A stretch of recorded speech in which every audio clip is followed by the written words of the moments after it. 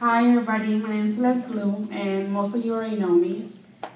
I just want to say that I'm really glad that I have met your mom. I remember that probably like 6 years ago, 7 years ago, she made this Easter basket for all my kids, and I'm really thankful. She didn't have to do that. It took her a long time to probably do that. I'm really glad that I met her. She always received me with a smile on her face. I went to eat at her house a couple of times, and she made that awesome salad. It was like a cucumber salad with onions and tomatoes. I don't know what it was, but anyways, I loved it. I don't think my husband loved it when after I got home, so like onions, but I loved it. All right.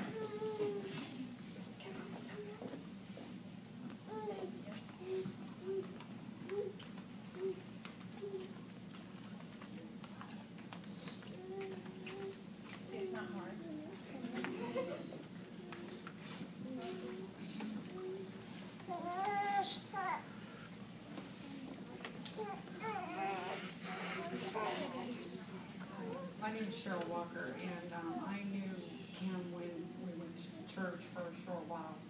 I got to know her pretty well for about a year, maybe 2 years. She was the most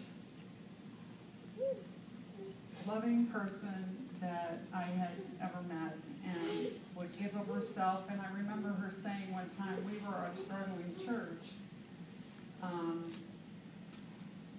not much money coming in.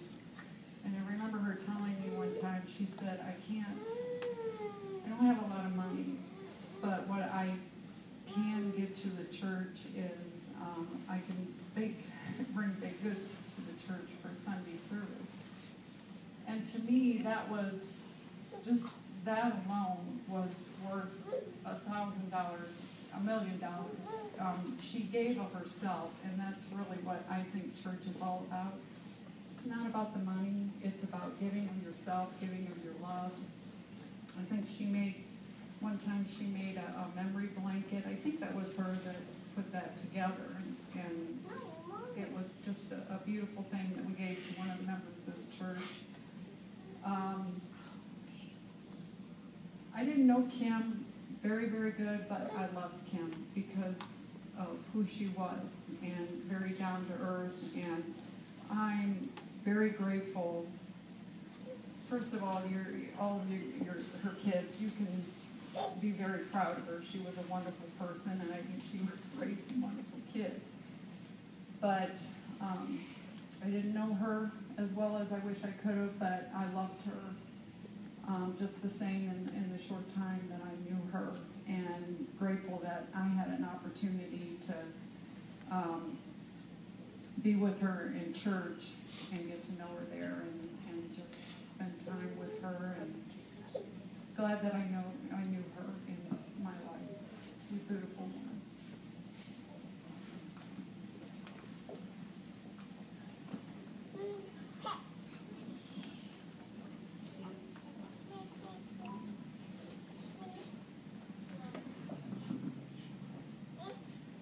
I'm Trisha Taylor. And,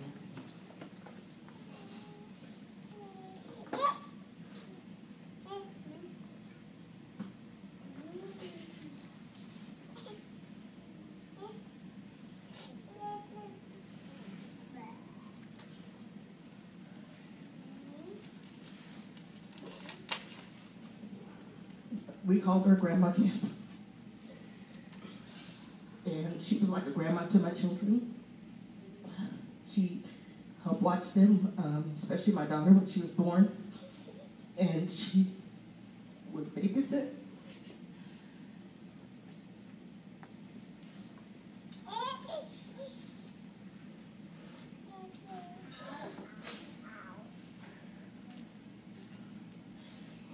And then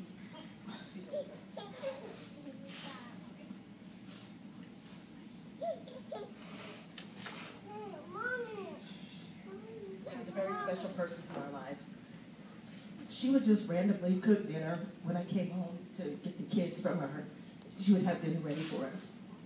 And she didn't have to do that. That was a lot of extra mouths to feed, but she did it. She never asked for anything in return. And she was one of the people who helped me like ground turkey, because I didn't know ground turkey would be good, but she made them, and they were awesome. So, and one of her many joys in life was all her friends and all her family and her kids. And to know all of you, I'm very blessed. I'm very blessed to have known her, and I love her. You deserve. Thank you for being here.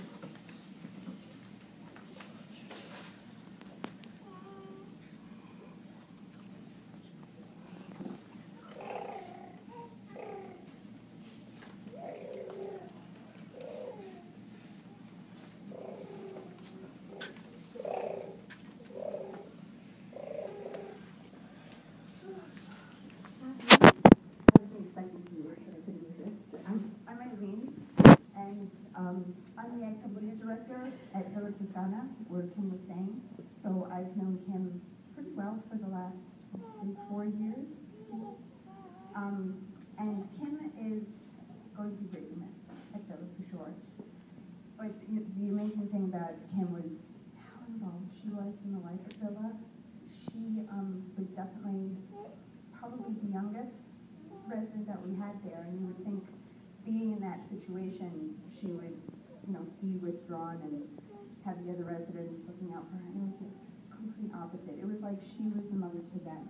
Even being as young as she was looking out for all of the other residents and getting them involved and making sure they were okay, even being there as a resident herself. So, I know that they're really going to miss her, and they love her very much. And we ask about her a lot, and so she'll be very missed there. And we're honored that you let us take care of her for the last 3 years.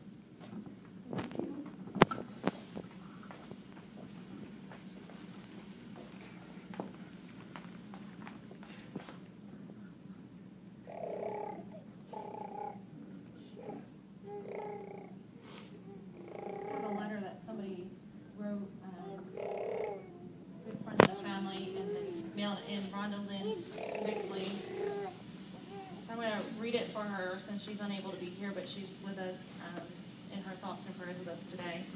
My name is Rhonda Lynn Bixley, and I first met Kim when I was about 6 years old in the first grade at Reese School, which is where I met and became friends with Danielle not long after Kim and my mom, Karen Bixel, became fast friends. My mom just loved Kim so much, and I'm sure if she were still with us, she would have had lots of memories to share with all of you of one of her closest and dearest friends. Every other weekend, I was usually spending over at Kim's house, and she always had a way of making everyone feel welcome and comfortable. Other than my own mother, Kim was probably the second most influential female in my life, and she was truly amazing, big-hearted, fun-loving, compassionate, genuine, creative, a brave woman whom I loved very, very much. I looked at her as a second mom. Looking back, I remember thinking of on many occasions how lucky Danielle, her sisters, and brother were, and my mom was about 10 years older than Kim, and she was almost as old as some of the kids in my class's grandmothers. I always thought Kim was such a young, pretty, and fun mom. In elementary school, she was always a classroom helper, always bringing treats to class, always had a big smile on her face, and willing to help anyone who needed it. Oftentimes, I would wish that she were my mom, too, until I saw all the chores she had her kids doing. I remember Kim's parents, Dick and Celia. They were such awesome people, too. Celia, if you're there, I want to give you a big hug. If not, hug her when you see her.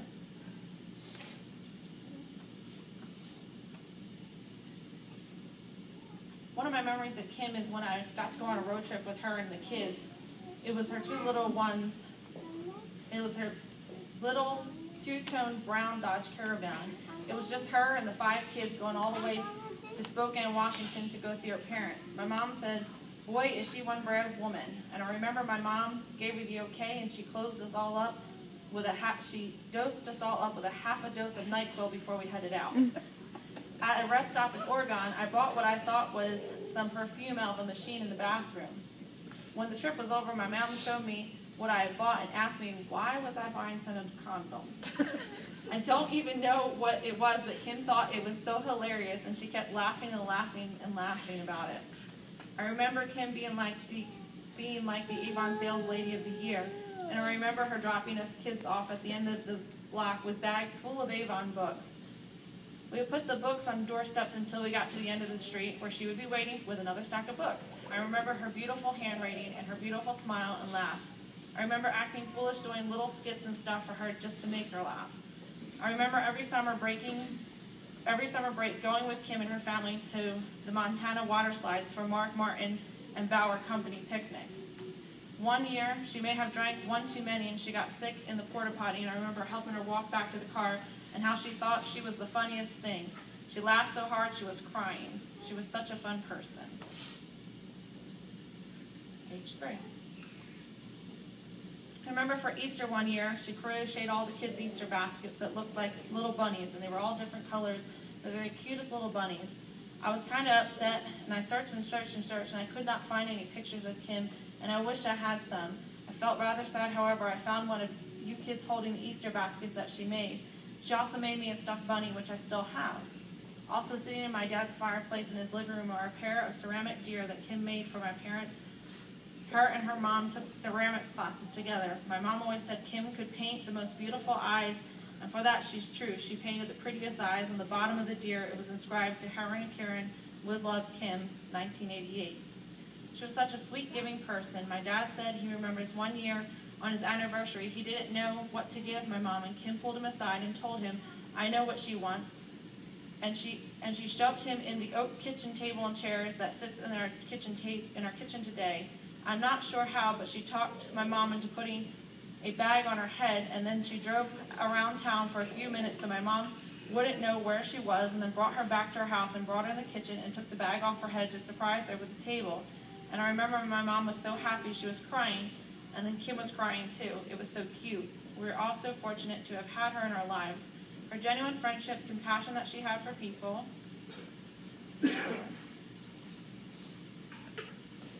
was so comforting that I'm sorry that I'm going on so long, but my mind is full of memories, and I could go on and on forever, but I will cut it short.